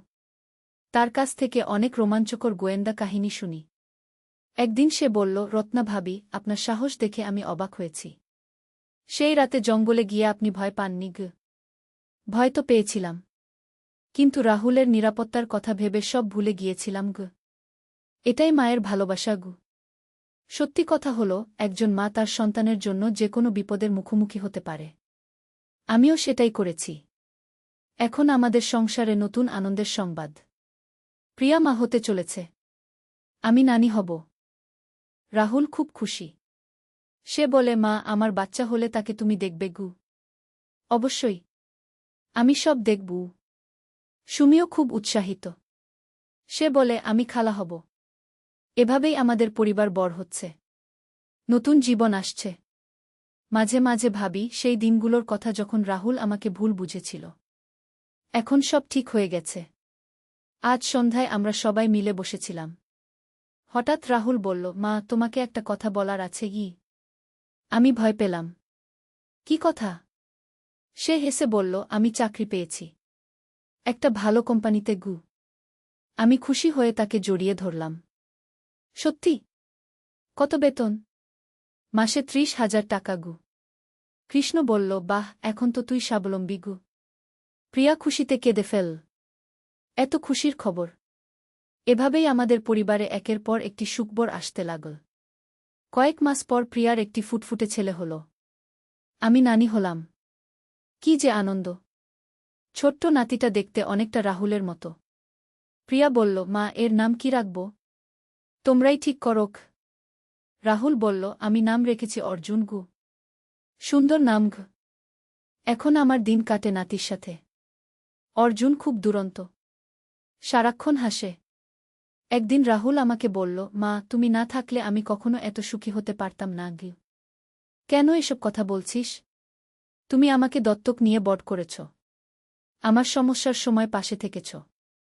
আর এখন আমার সংসারের দেখভাল করছ। আমার চোখে পানি এলো। তুই আমার সন্তান। এসব আমার কর্তব্য। না মা, এটা তোমার ভালোবাসা। সত্যি কথা হলো, মা ছেলের সম্পর্ক পৃথিবীর সবচেয়ে পবিত্র সম্পর্ক। এই সম্পর্কে কোনো স্বার্থ নেই, কোনো শর্ত নেই। এখন যখন এই গল্প বলছি তখন অর্জুন আমার কোলে শুয়ে ঘুমাচ্ছে। কি শান্তি তার মুখে। আমার মনে হয় জীবনে যত সমস্যাই আসুক না কেন, পরিবারের ভালোবাসা দিয়ে সব সমাধান করা যায়। রাহুলের মানসিক সমস্যা, সেই রহস্যময় গোয়েন্দা কাহিনী, চোর চক্রের সাথে লড়াই, এসব ঘটনা আমাদের পরিবারকে আরও শক্তিশালী করেছে। এখন আমরা সবাই মিলে খুব সুখে আছি। রাহুল তার কাজে মনোযোগী। প্রিয়া একজন ভালো মা। সুমিও পড়াশোনায় ভালো করছে। আর আমি একজন সন্তুষ্ট মা। আমার সন্তানরা সুখী, এটাই আমার সবচেয়ে বড় পাওয়া। মাঝে মাঝে মনে হয় সেই দিনের কথা যখন রাহুল আমাকে লাল গোলাপের তোড়া দিয়েছিল। তখন আমি বুঝতে পারিনি যে এর পেছনে কি আছে। এখন বুঝি সেটা ছিল তার মানসিক সমস্যার প্রভাব। কিন্তু সেই ঘটনার মধ্য দিয়েই আমরা তার সমস্যা বুঝতে পেয়ে। সত্যের আলো। একটি ইসলামিক গল্প। প্রথম অধ্যায়, অন্ধকারের সূচনা। আন্দালুসিয়ার সুবিশাল প্রাসাদের মার্বেল পাথরে সূর্যের আলো পড়ে ঝলমল করছিল। কিন্তু আমির আব্দুর রহমানের হৃদয়ে তখন গভীর অন্ধকার। খ্রিস্টান রাজা আলফোন্সো তার বিশাল বাহিনী নিয়ে মুসলিম ভূমির দিকে এগিয়ে আসছেন। সংবাদ এসেছে যে তারা পথে যা কিছু পাচ্ছেন তাই ধ্বংস করে দিচ্ছেন। আমির সাহেব তার বিশ্বস্ত সেনাপতি হাসান ইবনে আলী কক্ষে প্রবেশ করলেন। শত্রুবাহিনী আর মাত্র দুদিনের পথ। আমাদের প্রস্তুতি সম্পূর্ণ। আব্দুর রহমান জানালার দিকে তাকিয়েছিলেন। দূরে মসজিদের মিনার থেকে মাগরিবের আয়ান ভেসে আসছিল। হাসান, তুমি কি মনে কর আল্লাহ আমাদের সাহায্য করবেন? আমির, আল্লাহ যারা সত্যের পথে থাকে তাদের সাহায্য করেন। আমরা আমাদের মাতৃভূমি, আমাদের দিন রক্ষার জন্য যুদ্ধ করছি। সেদিন রাতে আব্দুর রহমান দীর্ঘ সময় নামায়ে কাটালেন। তাহাজ্জুদের নামায়ে তিনি আল্লাহর কাছে প্রার্থনা করলেন, হে আল্লাহ, আমি জানি না এই যুদ্ধের পরিণতি কি হবে। কিন্তু আমি জানি যে তুমি ন্যায় বিচারক। আমাদের যা কিছু করার শক্তি দাও, সেটাই আমাদের জন্য কল্যাণকর। দ্বিতীয় অধ্যায়, যুবকের বিশ্বাস। পরের দিন ভোরে সৈন্যদের সমাবেশে আব্দুর রহমান দেখলেন একজন কিশোর তার তলোয়ার হাতে দাঁড়িয়ে আছে। ছেলেটির নাম উমর ইবনে ইউসুফ। মাত্র 17 বছর বয়স, কিন্তু চোখে দৃঢ় সংকল্প। উমর, তুমি এত কম বয়সে যুদ্ধে যেতে চাও কেন? আব্দুর রহমান জিজ্ঞেস করলেন। আমির সাহেব, গত মাসে শত্রুরা আমাদের গ্রামে হামলা করেছিল। আমার বাবা আমাকে বলেছিলেন, বেটা, যখন দিনের উপর আক্রমণ আসে তখন প্রতিটি মুসলমানের দায়িত্ব সেটা প্রতিহত করা। আমার বাবা সেই হামলায় শহীদ হয়েছেন। আব্দুর রহমানের চোখে পানি এল। এই যুবকের মধ্যে তিনি দেখতে পেলেন সেই বিশ্বাস আর সাহসিকতা যা মুসলিম উম্মাহকে মহান বানিয়েছে। উমর, যুদ্ধ কোনো খেলা নয়। মৃত্যুর সম্মুখীন হওয়ার জন্য প্রস্তুত থাকতে হয়। আমির সাহেব, কুরআন শরীফে আল্লাহ তায়ালা বলেছেন, তোমরা মনে করো না যে যারা আল্লাহর রাহে নিহত হয় তারা মৃত, বরং তারা জীবিত, তাদের প্রতিপালকের নিকট তাদের রিজিক দেওয়া হয়। আমি মৃত্যুকে ভয় পাই না, আমি ভয় পাই আল্লাহর অসন্তুষ্টিকে। কি? তৃতীয় অধ্যায়, যুদ্ধের প্রাক্কালে। যুদ্ধের আগের রাতে মুসলিম সৈন্যদের শিবিরে একটা আলাদা পরিবেশ। কেউ কুরআন তিলাওয়াত করছেন, কেউ জিকিরে মগ্ন, কেউ পরিবারের কথা ভাবছেন। হাসান ইবনে আলী তার অভিজ্ঞতার কথা তরুণ সৈন্যদের বলছিলেন। যুদ্ধের ময়দানে যাওয়ার আগে প্রতিটি মুজাহিদের 2টা জিনিস মনে রাখা উচিত, হাসান বলছিলেন। প্রথমত, আমরা আল্লাহর জন্য যুদ্ধ করছি, নিজেদের অহংকার বা লোভের জন্য নয়। দ্বিতীয়ত, শত্রুর প্রতিও আমাদের ন্যায় বিচার করতে হবে। নিরীহ মানুষ, বৃদ্ধ, শিশু, নারীদের ক্ষতি করা আমাদের ধর্মে নিষিদ্ধ। উমর প্রশ্ন করল, কিন্তু হাসান চাচা, যদি শত্রুরা আমাদের সাথে এমন ন্যায় বিচার না করে? উমর, আমাদের চরিত্র শত্রুর আচরণের উপর নির্ভর করে না। আমরা মুসলিম, আমাদের আদর্শ রাসূলুল্লাহ শাহ। তিনি সবচেয়ে কঠিন পরিস্থিতিতেও ন্যায় বিচার থেকে সরে আসেননি। রাতের শেষ প্রহরে আব্দুর রহমান তার সৈন্যদের উদ্দেশ্যে শেষ ভাষণ দিলেন। হে আমার ভাইয়েরা, আগামীকাল আমরা যুদ্ধে যাব। কিন্তু মনে রাখবেন, এই যুদ্ধ কোনো ব্যক্তিগত শত্রুতার জন্য নয়। এই যুদ্ধ আমাদের মাতৃভূমি, আমাদের দিন, আমাদের পরিবারের সুরক্ষার জন্য। আল্লাহ যদি আমাদের জয় দান করেন তাহলে আমরা নম্রভাবে তার কৃতজ্ঞতা আদায় করব। আর যদি আমাদের পরাজয় হয় তাহলেও আমরা জানব যে আল্লাহর ফয়সালাই চূড়ান্ত। চতুর্থ অধ্যায়, সংঘর্ষ। পরদিন সূর্যোদয়ের সাথে সাথে 2 বাহিনী মুখোমুখি হল। আলফোন্সোর বাহিনী সংখ্যায় বেশি, অস্ত্রশস্ত্রেও এগিয়ে। কিন্তু মুসলিম সৈন্যদের চোখে এক আলাদা দীপ্তি।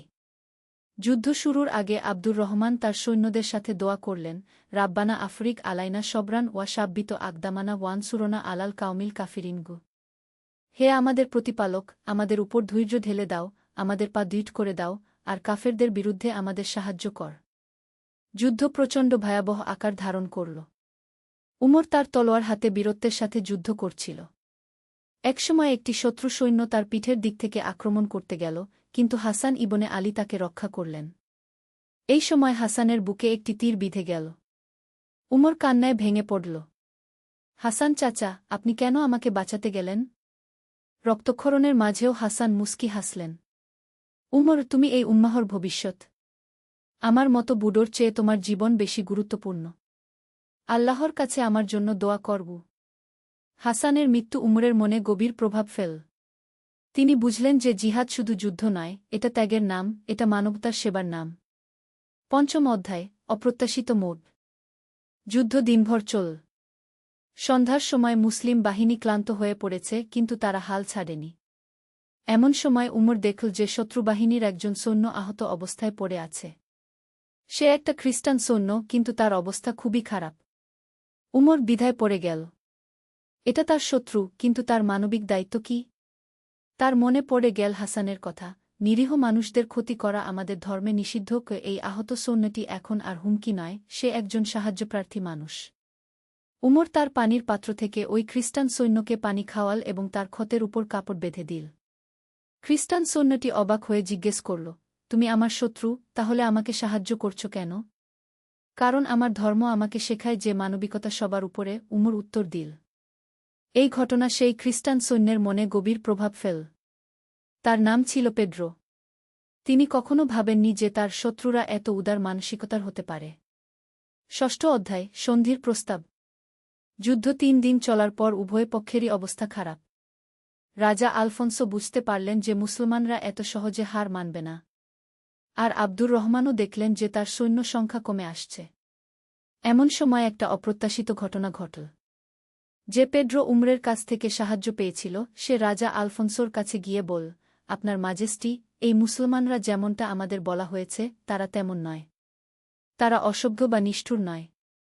একজন মুসলিম যুবক আমার জীবন বাঁচিয়েছে, অথচ সে আমার শত্রু ছিল। আলফোন্সো চিন্তায় পড়ে গেলেন।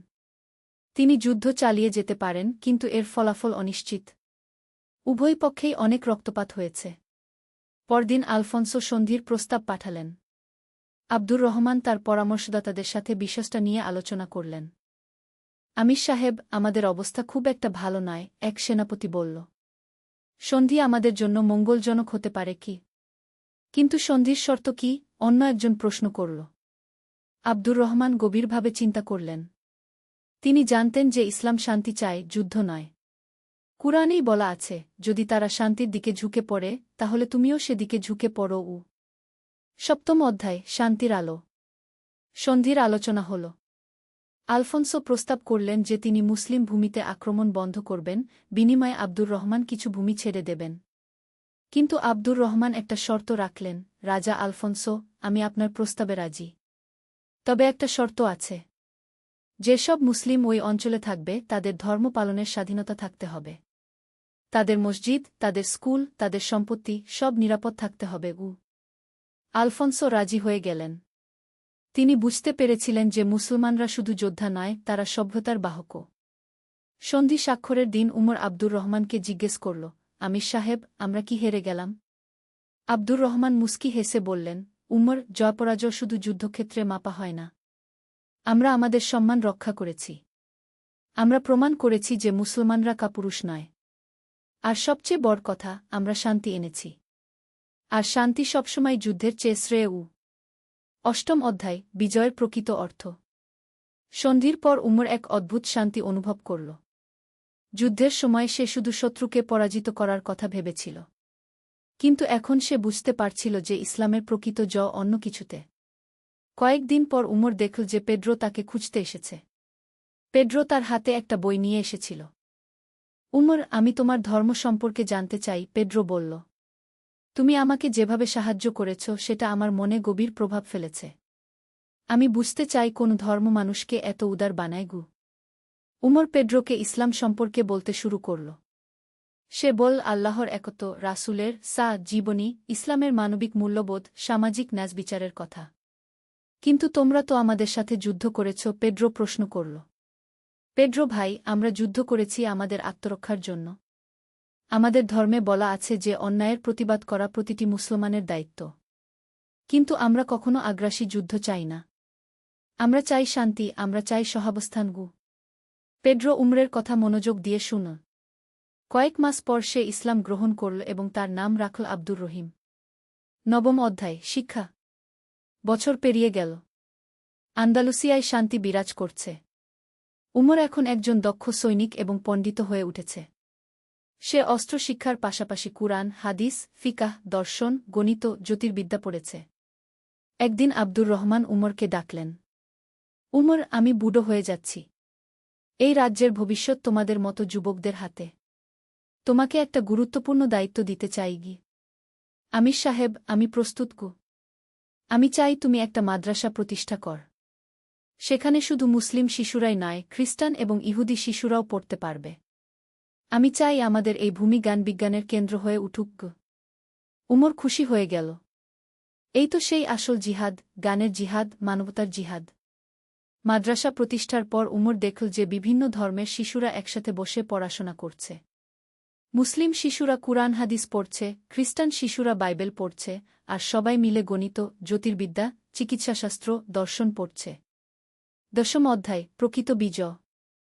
কয়েক বছর পর উমর একদিন দেখল যে আব্দুর রহিম, পূর্বনাম পেড্রো, একটা বই লিখছে। বইটার নাম ইসলামে মানবিক মূল্যবোধ। আব্দুর রহিম ভাই, এই বই লিখছেন কেন? উমর জিজ্ঞেস করল। উমর, আমি চাই ইউরোপের মানুষরা ইসলামের সত্যিকারের রূপ দেখুক। অনেকেই মনে করে মুসলমানরা শুধু তলোয়ার দিয়ে ধর্ম প্রচার করে। কিন্তু আমি দেখেছি যে ইসলামের সত্যিকারের শক্তি তার নৈতিক মূল্যবোধে, তার মানবিকতায়। উমর খুশি হয়ে গেল। তার মনে পড়ে গেল হাসান ইবনে আলীর কথা, আমাদের চরিত্রই আমাদের সবচেয়ে বড় দাওয়াহ। বছরের পর বছর কেটে গেল। উমর এখন আমির আব্দুর রহমানের উপদেষ্টা। একদিন তার কাছে খবর এল যে ইউরোপের বিভিন্ন দেশ থেকে পণ্ডিতরা আন্দালুসিয়ায় এসে জ্ঞান অর্জন করতে চান। আমির সাহেব, উমর বলল, আমাদের সেই যুদ্ধের প্রকৃত ফলাফল এখন দেখা যাচ্ছে। আমরা তলোয়ার দিয়ে যা পারিনি তা আমরা কলম আর চরিত্র দিয়ে করতে পারছি। আব্দুর রহমান হেসে বললেন, উমর, তুমি ঠিক বলেছ। প্রকৃত বিজয় তলোয়ারে নয়, হৃদয় জয়ে। আমরা শুধু একটা যুদ্ধে জিতিনি, আমরা মানুষের মন জিতেছি। একাদশ অধ্যায়, পরবর্তী প্রজন্ম। ২০ বছর পর উমর এখন নিজেই একজন বিজ্ঞ শাসক। তার মাদ্রাসা থেকে যে সব ছাত্র বের হয়েছে তারা ইউরোপের বিভিন্ন প্রান্তে ছড়িয়ে গেছে। তারা চিকিৎসক, দার্শনিক, গণিতবিদ, জ্যোতির্বিদ হিসেবে কাজ করছে। আর সবচেয়ে বড় কথা, তারা তাদের কর্মে ইসলামের সুন্দর চেহারা তুলে ধরছে। একদিন উমরের কাছে একজন যুবক এল। তার নাম ইউসুফ। সে খুবই উত্তেজিত। উস্তাদ উমর, উত্তরে নরমানরা আবার আক্রমণের প্রস্তুতি নিচ্ছে। আমাদের কি যুদ্ধের প্রস্তুতি নেওয়া উচিত নয়? উমর মুস্কি হাসলেন। এই যুবকের মধ্যে নিজের যৌবনের ছাপ দেখতে পেলেন। ইউসুফ, যুদ্ধ সবসময় শেষ উপায়। আগে দেখি কূটনীতি দিয়ে সমস্যার সমাধান হয় কিনা। আমাদের দূত পাঠাই, তাদের সাথে কথা বলি। হয়তো কোনো ভুল বুঝাবুঝি আছে। কিন্তু উস্তাদ, তারা যদি আক্রমণ করেই ফেলে? তাহলে আমরা প্রতিরোধ করব। কিন্তু আমাদের উদ্দেশ্য হবে আত্মরক্ষা, ধ্বংস নয়। আর যুদ্ধ শেষে আমাদের ব্যবহার এমন হতে হবে যেন শত্রু আমাদের সম্মান করে। ইউসুফ চিন্তায় পড়ে গেল। উস্তাদ, এত উদারতা দেখিয়ে আমরা কি দুর্বল মনে হচ্ছি না? ইউসুফ, প্রকৃত শক্তি অন্যকে ক্ষমা করার ক্ষমতায়। যে ব্যক্তি রাগ থাকা সত্ত্বেও ক্ষমা করতে পারে সেই প্রকৃত বীর। রাসূলুল্লাহ মক্কা বিজয়ের দিন তার সব শত্রুকে ক্ষমা করে দিয়েছিলেন। ফলাফল, তারাই পরবর্তীতে ইসলামের সবচেয়ে বড় সহায়ক হয়েছিল। দ্বাদশ অধ্যায়, প্রজ্ঞার বিজয়।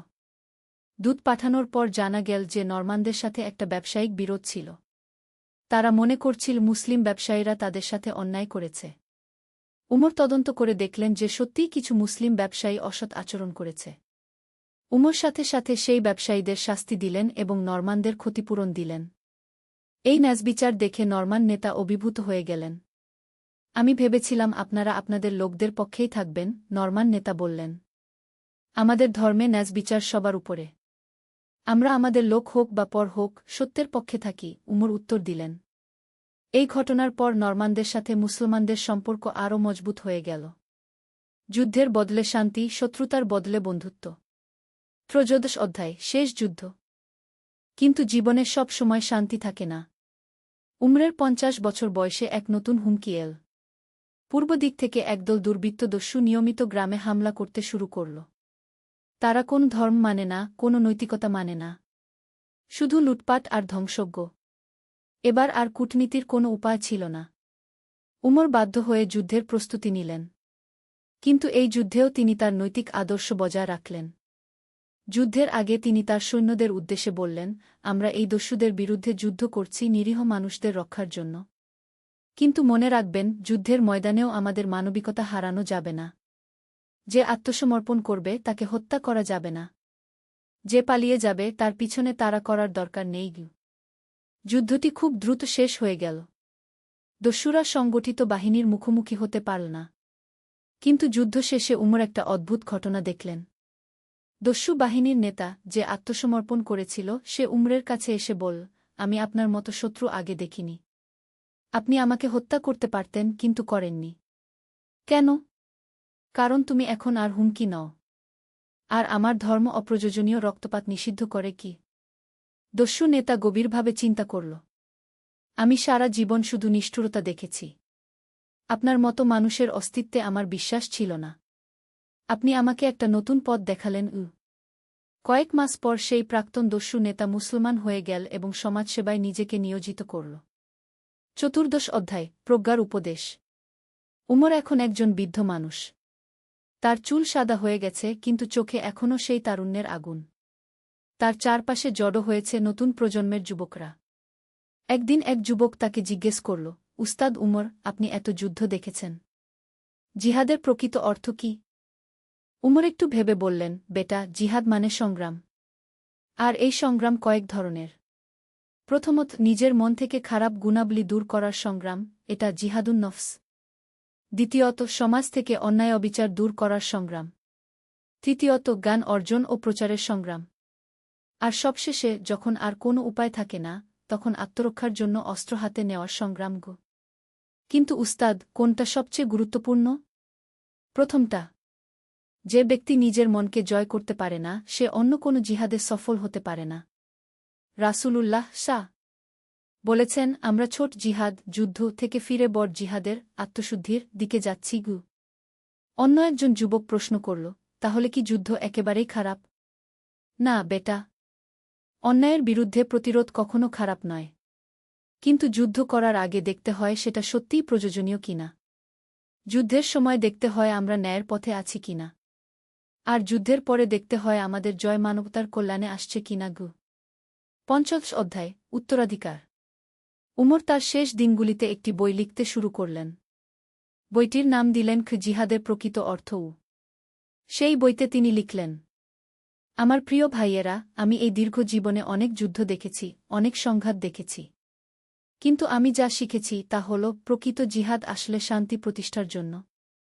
আমরা যুদ্ধ করি যেন পরবর্তী প্রজন্মকে যুদ্ধ করতে না হয়। ইসলাম শান্তির ধর্ম। আমরা অস্ত্র হাতে নেই শুধুমাত্র নিরীহ মানুষদের রক্ষা করার জন্য, অত্যাচারীদের থামানোর জন্য। কিন্তু আমাদের সবচেয়ে শক্তিশালী অস্ত্র হল আমাদের চরিত্র, আমাদের জ্ঞান, আমাদের ন্যায়বিচার। যখন একজন অমুসলিম আমাদের ন্যায়বিচার দেখে ইসলাম গ্রহণ করে, সেটা হাজারো তলোয়ারের চেয়ে বড় বিজয়। যখন আমাদের জ্ঞান-বিজ্ঞান পৃথিবীতে কল্যাণ নিয়ে আসে, সেটা যে কোনো যুদ্ধজয়ের চেয়ে মহান। আমার উত্তরসূরিদের কাছে আমার অনুরোধ, তোমরা শক্তিশালী হও, কিন্তু অন্যায়কারী হজো না। তোমরা সাহসী হও, কিন্তু নিষ্ঠুর হজো না। তোমরা নিজেদের ধর্মকে ভালোবাস, কিন্তু অন্য ধর্মের মানুষদের ঘৃণা কর না। মনে রাখবে, আল্লাহ তায়ালা বলেছেন, তোমাদের মধ্যে যারা ঈমান আনে এবং সৎকাজ করে, তারাই পৃথিবীর উত্তরাধিকারী হবে। এই উত্তরাধিকারিত্ব অর্জন হয় তলোয়ারের জোরে নয়, চরিত্রের জোরে। কি? ষোড়শ অধ্যায়, শেষ নিঃশ্বাস। উমরের মৃত্যুর আগের দিন তার বিছানার পাশে এসে বসলেন আব্দুর রহিম, প্রাক্তন পেড্রো। দুই বন্ধু দীর্ঘ সময় নীরবে বসে রইলেন। উমর ভাই, আব্দুর রহিম বললেন, আপনি আমার জীবন বদলে দিয়েছেন। কিন্তু শুধু আমার নয়, এই অঞ্চলের হাজার হাজার মানুষের জীবন বদলে দিয়েছেন। উমর দুর্বল কণ্ঠে বললেন, আব্দুর রহিম ভাই, আমি কিছুই করিনি। আল্লাহই সব করেছেন। তিনি আমাকে দিয়ে তার কাজ করিয়ে নিয়েছেন গু। আপনি কি মনে করেন আমরা সফল হয়েছি? উমর জানালার দিকে তাকালেন। বাইরে বিভিন্ন ধর্মের শিশুরা একসাথে খেলছে। মুসলিম, খ্রিস্টান, ইহুদি শিশুরা কোনো ভেদাভেদ ছাড়াই। দেখুন আব্দুর রহিম ভাই, ওই শিশুদের। তারাই আমাদের সবচেয়ে বড় সাফল্য। আমরা তাদের জন্য একটা শান্তিপূর্ণ পৃথিবী রেখে যেতে পেরেছি। তারা বড় হবে ভালোবাসায়, বিদ্বেষে নয় গু। সেই রাতে উমর শেষবারের মতো তাহাজ্জুদের নামায় পড়লেন। সিজদায় গিয়ে তিনি দোয়া করলেন, হে আল্লাহ, আমি তোমার কাছে ক্ষমা চাই। আমার জীবনের যত ভুল ত্রুটি সব মাফ করে দাও। আমি যদি কারো কোনো ক্ষতি করে থাকি তাও মাফ করে দাও। আর আমার পরবর্তী প্রজন্মকে সঠিক পথে রেখো গো। পরদিন ফজরের নামায়ের পর উমর ইবনে ইউসুফ শেষ নিঃশ্বাস ত্যাগ করলেন। তার মুখে ছিল গভীর শান্তির হাসি। সমাপ্তি। অনন্তকালের গল্প। উমরের জানায়ায় হাজার হাজার মানুষ এসেছিল। শুধু মুসলিম নয়, খ্রিস্টান, ইহুদি, এমনকি অন্য ধর্মের মানুষরাও। সবার চোখে পানি। এক খ্রিস্টান বৃদ্ধ বলছিলেন, উমর আমাদের শিখিয়েছেন যে ধর্ম মানুষকে পরস্পরের শত্রু বানায় না, মানুষের সংকীর্ণতাই শত্রুতা সৃষ্টি করে কি। এক ইহুদি পণ্ডিত বলছিলেন, আমি উমরের কাছ থেকে শিখেছি যে সত্যিকারের ধর্মীয় ব্যক্তি সবার সাথে ন্যায়বিচার করেন ঘু। আর এক মুসলিম যুবক বলছিল, উমর চাচা আমাদের দেখিয়েছেন যে জিহাদের প্রকৃত অর্থ হল মানবতার সেবা গু। উমরের কবরের উপর লেখা হয়েছিল, এখানে শুয়ে আছেন উমর ইবনে ইউসুফ, যিনি তলোয়ার তুলেছিলেন সত্যের পক্ষে, কিন্তু জিতেছিলেন হৃদয়ের শক্তিতে, যিনি যুদ্ধ করেছিলেন শান্তির জন্য এবং শত্রুদের বানিয়েছিলেন বন্ধু। আল্লাহ তাকে জান্নাতুল ফিরদাউস নসিব করুন গো। উপসংহার, শিক্ষা ও প্রেরণা। এই গল্পের মধ্য দিয়ে আমরা শিখতে পারি। ১. জিহাদের প্রকৃত অর্থ। জিহাদ মানে শুধু যুদ্ধ নয়, বরং সত্য ও ন্যায়ের পক্ষে সংগ্রাম। ২. চরিত্রের শক্তি। অস্ত্রের চেয়ে চরিত্রের শক্তি বেশি প্রভাবশালী। ৩. মানবিকতা। যুদ্ধের মধ্যেও মানবিকতা বজায় রাখা সম্ভব এবং প্রয়োজনীয়। ৪. ক্ষমার মাহাত্ম্য। ক্ষমা করার মধ্যেই প্রকৃত শক্তি নিহিত। ৫. শান্তির মূল্য। যুদ্ধ করি শান্তি প্রতিষ্ঠার জন্য, ধ্বংসের জন্য নয়। ৬. সহাবস্থান। বিভিন্ন ধর্মের মানুষ একসাথে শান্তিতে বসবাস করতে পারে। ৭. জ্ঞানের গুরুত্ব। শিক্ষা ও জ্ঞানী মানুষের প্রকৃত মুক্তি। উমরের গল্প আজও প্রাসঙ্গিক। আজকের যুগেও আমাদের সবচেয়ে বড় জিহাদ হল অজ্ঞতা, কুসংস্কার, অন্যায় এবং বিদ্বেষের বিরুদ্ধে সংগ্রাম। আমরা যদি উমরের মতো চরিত্র ও প্রজ্ঞা অর্জন করতে পারি, তাহলে আমরাও আমাদের সমাজে শান্তি ও কল্যাণ নিয়ে আসতে পারব। আল্লাহ আমাদের সবাইকে সঠিক পথে চলার তৌফিক দান করুন। আমিন। গল্পের সমাপ্তি। আল্লাহর রহমত। একটি ইসলামিক গল্প। প্রথম অধ্যায়, হারিয়ে যাওয়া পথ। অনেক বছর আগের কথা। দামেস্কের কাছে একটি ছোট্ট গ্রামে ইব্রাহিম নামে এক যুবক বাস করত। সে ছিল একজন দক্ষ কামার। তার হাতের কাজে ছিল এক অদ্ভুত জাদু, যে কোনো ভাঙা জিনিস সে ঠিক করে দিতে পারত। কিন্তু ইব্রাহিমের মনের গভীরে একটা শূন্যতা ছিল যা কোনো কিছুতেই পূরণ হতো না। ইব্রাহিমের বাবা-মা ছোটবেলায় মারা গিয়েছিল। সে একা একাই বড় হয়েছে। গ্রামের মসজিদে নামাজ পড়ত ঠিকই, কিন্তু তার হৃদয়ে আল্লাহর প্রতি সেই গভীর ভালোবাসা তখনও জন্ম নেয়নি। সে শুধু অভ্যাসবশত ধর্মীয় কাজকর্ম করত।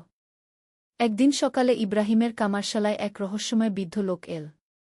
তার চোখে ছিল এক অদ্ভুত জ্যোতি, যেন সে অনেক কিছু দেখেছে, অনেক কিছু জানে। বৃদ্ধ লোকটি একটি পুরানো তরবারি এনেছিল যার ফলা সম্পূর্ণ ভেঙে গিয়েছিল। বেটা, এই তরবারিটা ঠিক করতে পারবে? বৃদ্ধ লোক জিজ্ঞেস করল। ইব্রাহিম তরবারিটা হাতে নিয়ে দেখল। এটা একটা সাধারণ তরবারি নয়। এর হাতলে আরবি ক্যালিগ্রাফিতে কিছু লেখা ছিল যা সে পড়তে পারছিল না। এটা খুবই পুরানো মনে হচ্ছে, ইব্রাহিম বলল। হ্যাঁ, আমি ঠিক করতে পারব। তবে সময় লাগবে গু। বৃদ্ধ লোক হাসল। সময়ের কোনো তাড়া নেই বেটা। তবে মনে রেখো, এই তরবারি শুধু একটি অস্ত্র নয়। এর সাথে জড়িয়ে আছে এক মহান ইতিহাস। কি ইতিহাস? ইব্রাহিম কৌতূহলী হয়ে জিজ্ঞেস করল। তা জানতে হলে তোমাকে একটি যাত্রায় যেতে হবে, বৃদ্ধ লোক বলল। তুমি কি প্রস্তুত? ইব্রাহিম একটু ভাবল। তার জীবন একঘেয়ে হয়ে গিয়েছিল। প্রতিদিন একই কাজ, একই রুটিন। হয়তো একটা পরিবর্তন ভালোই হবে। আমি প্রস্তুত, সে উত্তর দিল। দ্বিতীয় অধ্যায়, আল হাকিমের খোঁজে। বৃদ্ধ লোকটি ইব্রাহিমকে বলল যে তার নাম উমর। তিনি বহু বছর ধরে এই তরবারির সঠিক মালিক খুঁজছেন। এই তরবারিটি ছিল বিখ্যাত সুফি সাধক আল হাকিমের। আল হাকিম ছিলেন একজন ন্যায়পরায়ণ শাসক যিনি তার প্রজাদের সেবায় নিজের জীবন উৎসর্গ করেছিলেন। আল হাকিমের কবর কোথায়? ইব্রাহিম জিজ্ঞেস করল।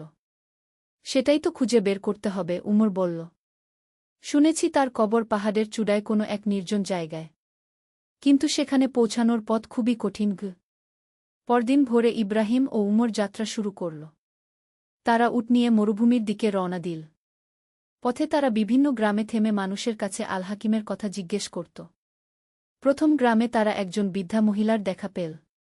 তিনি তাদের চা খেতে দিলেন এবং বললেন, আল হাকিমের কথা আমার দাদিমা বলতেন। তিনি বলতেন, আল হাকিম এমন একজন মানুষ ছিলেন যিনি অন্ধকার রাতে পথ হারানো মানুষদের জন্য আলো হয়ে দাঁড়িয়েছিলেন। তার দেশে কোনো গরিব ক্ষুধার্ত থাকত না। তার কবর কোথায় আছে জানেন? উমর জিজ্ঞেস করল। বৃদ্ধা ভাবল কিছুক্ষণ। শুনেছি উত্তরের পাহাড়ে কোথাও। তবে সেখানে যাওয়ার পথে অনেক বিপদ আছে। তৃতীয় অধ্যায়, পরীক্ষার সময়। দুদিন যাত্রার পর ইব্রাহিম ও উমর একটি পাহাড়ি এলাকায় পৌঁছাল। পথ ছিল অত্যন্ত দুর্গম। তারা যখন একটি সংকীর্ণ গিরিপথ দিয়ে যাচ্ছিল, তখন হঠাৎ আকাশে কালো মেঘ জমল এবং প্রচণ্ড ঝড় শুরু হল। বৃষ্টিতে ভিজতে ভিজতে তারা একটি গুহার আশ্রয় নিল। গুহার ভেতরে ইতিমধ্যে একজন অপরিচিত লোক বসেছিল। সে দেখতে খুবই দুর্বল এবং অসুস্থ। আসসালামু আলাইকুম, ইব্রাহিম অপরিচিত লোকটিকে সালাম দিল। ওয়া আলাইকুমুসসালাম, লোকটি দুর্বল স্বরে উত্তর দিল। আমার নাম ইউসুফ। আমি 3 দিন ধরে এই গুহায় আছি। খাবার শেষ হয়ে গেছে। ইব্রাহিম তার ব্যাগ থেকে যে সামান্য খাবার ছিল তা বের করল। উমর তাকে থামাতে গেল। আমাদের নিজেদেরই যথেষ্ট খাবার নেই, উমর ফিসফিস করে বলল। আমাদের এখনো অনেক পথ যেতে হবে। কিন্তু ইব্রাহিম তার কথা শুনল না। সে ইউসুফকে তার সব খাবার দিয়ে দিল। এটা নিন। আল্লাহ আমাদের জন্য ব্যবস্থা করবেন, ইব্রাহিম বলল। ইউসুফ কৃতজ্ঞচিত্তে খাবার নিল। আল্লাহ তোমার মঙ্গল করুন, ভাই। তুমি আমার জীবন বাঁচালে। ঝড় থামার পর ইউসুফ তাদের বিদায় জানাল। যাওয়ার আগে সে ইব্রাহিমকে একটি ছোট কাগজ দিল। এটা একটি মানচিত্র। এটা তোমার কাজে লাগতে পারে, সে বলল। চতুর্থ অধ্যায়, সত্যিকারের সম্পদ। কাগজটি খুলে দেখে ইব্রাহিম অবাক হয়ে গেল। এটা আল হাকিমের কবরের স্থান নির্দেশ করে একটি মানচিত্র। এটা কিভাবে সম্ভব? উমর বিস্মিত হয়ে বলল। আল্লাহর ইচ্ছা, ইব্রাহিম সরল বিশ্বাসে উত্তর দিল। মানচিত্র অনুসরণ করে তারা আরও 2 দিন পথ চলার পর একটি উঁচু পাহাড়ের চূড়ায় পৌঁছাল। সেখানে একটি সাদামাটা কবর ছিল। কবরের মাথায় একটি পাথরে আরবিতে লেখা ছিল, এখানে শায়িত আছেন আল হাকিম ইবনে আবদুল্লাহ, যিনি আল্লাহর পথে জীবন অতিবাহিত করেছেন এবং মানুষের সেবায় নিজেকে উৎসর্গ করেছেন। উমর কবরের কাছে গিয়ে দোয়া পড়তে শুরু করল। ইব্রাহিমও তার সাথে যোগ দিল। হঠাৎ ইব্রাহিমের হৃদয়ে এক অদ্ভুত পরিবর্তন অনুভূত হল। তার চোখে পানি এসে গেল। প্রথমবারের মতো সে আল্লাহর কাছাকাছি অনুভব করল। উমর কাকা, সে বলল, আমি এতদিন সত্যিকারের জীবনের অর্থই বুঝতে পারিনি। উমর হাসল। বেটা, এই যাত্রাটাই ছিল তোমার জন্য আল্লাহর পরিকল্পনা। তুমি যে ইউসুফকে খাবার দিয়েছিলে সেটা ছিল তোমার হৃদয়ের পরীক্ষা। পঞ্চম অধ্যায়, নতুন জীবনের সূচনা। কবর জিয়ারত শেষে ইব্রাহিম ভাঙা তরবারিটা বের করল। সে লক্ষ্য করল যে তরবারির হাতলে লেখা আরবি ক্যালিগ্রাফি এখন তার কাছে পরিষ্কার মনে হচ্ছে। সেখানে লেখা ছিল, লা ইলাহা ইল্লাল্লাহু মুহাম্মাদুর রাসূলুল্লাহ। এই তরবারি তোমার, উমর বলল। আল হাকিম চেয়েছিলেন এটা এমন কারো হাতে যাক যে সত্যিকারের ঈমান খুঁজে পেয়েছে। কিন্তু আমি কি করব এটা দিয়ে? ইব্রাহিম জিজ্ঞেস করল। এটা একটা প্রতীক, উমর বলল। যেমন আল হাকিম ন্যায়ের জন্য লড়াই করেছিলেন, তেমনি তুমিও তোমার জীবনে ন্যায় ও সত্যের পক্ষে দাঁড়াবে। ফেরার পথে ইব্রাহিম লক্ষ্য করল যে তার দৃষ্টিভঙ্গি পুরোপুরি বদলে গেছে। প্রতিটি গাছ, প্রতিটি পাথর, প্রতিটি মানুষ, সবকিছুতেই সে আল্লাহর নিদর্শন দেখতে পাচ্ছিল। ষষ্ঠ অধ্যায়, সেবার জীবন। গ্রামে ফিরে এসে ইব্রাহিম তার কামারশালায় কাজ শুরু করল। কিন্তু এবার তার কাজের উদ্দেশ্য পাল্টে গেছে। সে এখন শুধু অর্থের জন্য কাজ করে না, বরং মানুষের সেবার জন্য কাজ করে। যে গরিব মানুষেরা তার কাজের দাম দিতে পারত না, তিনি তাদের বিনামূল্যে সেবা দিতেন। তার কামারশালা হয়ে উঠল গ্রামের একটি সেবাকেন্দ্র। একদিন গ্রামে একটি অনাথ শিশু এল। তার নাম ছিল আহমদ। ইব্রাহিম তাকে দেখেই বুঝতে পারল যে এই শিশুটি তার নিজের শৈশবের প্রতিচ্ছবি। তোমার কোনো পরিবার নেই? ইব্রাহিম জিজ্ঞেস করল। না চাচা, আমার মা বাবা মারা গেছে, আহমদ কেঁদে বলল। ইব্রাহিম আহমদকে তার কাছে রাখল। তাকে কামারের কাজ শেখাতে শুরু করল। কিন্তু সবচেয়ে বড় কথা, সে আহমদকে জীবনের প্রকৃত অর্থ শেখাতে শুরু করল। 7ম অধ্যায়, আল্লাহর রহমত। সময় গড়িয়ে গেল। ইব্রাহিম এখন গ্রামের একজন সম্মানিত ব্যক্তি। তার কামারশালার পাশেই সে একটি ছোট মক্তব স্থাপন করল যেখানে গ্রামের শিশুরা কুরআন শিক্ষা নেয়। আহমদ এখন একজন দক্ষ কামার হয়েছে। তার হৃদয়েও ইব্রাহিমের মতোই আল্লাহর প্রতি গভীর ভালোবাসা জন্মেছে। একদিন উমর আবার এল ইব্রাহিমের কাছে। তিনি অনেক বিদ্ধ হয়ে গেছেন। বেটা, দেখছি তুমি সত্যিকারের আল-হাকিম হয়ে উঠেছ, উমর বলল। না উমর কাকা, আমি শুধু আল্লাহর একজন বান্দা যে তার রহমত পেয়েছে, ইব্রাহিম বিনীতভাবে উত্তর দিল।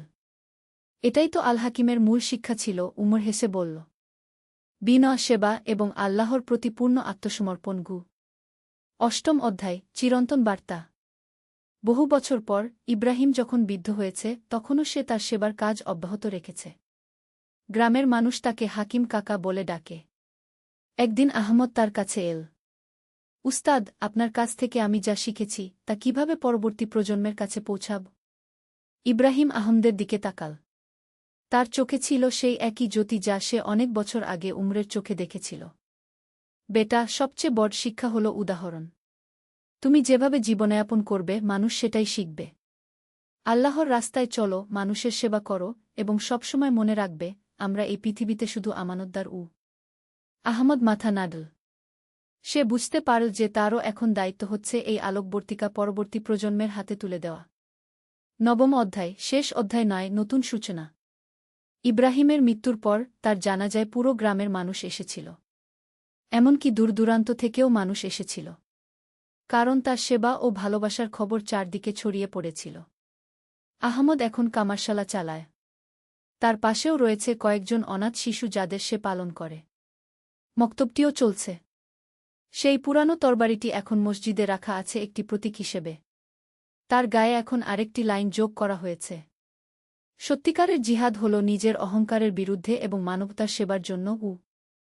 আর মানুষ যখন সেই তরবারি দেখে তখন তারা মনে করে আল-হাকিমের, ইব্রাহিমের এবং তাদের মতো হাজারো মানুষের যারা নিঃস্বার্থভাবে মানুষের সেবা করেছেন। 19ম অধ্যায়, একটি বিশেষ রাত। একদিন রাতে জয়নব তাহাজ্জুদের নামাজ পড়ছিল। হঠাৎ তার মনে একটি চিন্তা এল। সে তার দাদিমাকে জিজ্ঞেস করল, দাদিমা, আমি কি সত্যি এই বড় দায়িত্ব নিতে পারব?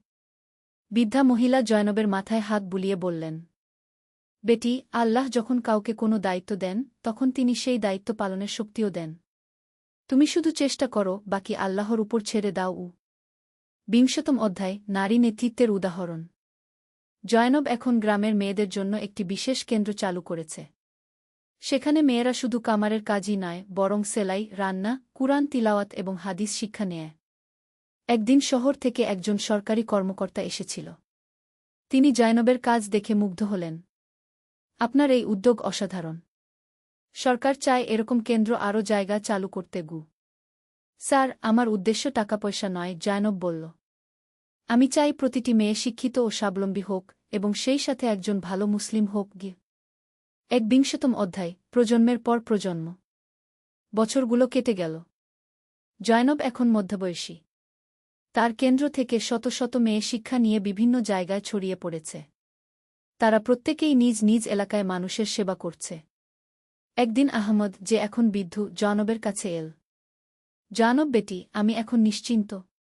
তুমি যা করেছ তা আমার উস্তাদ ইব্রাহিমের স্বপ্নেরও চেয়ে বড়।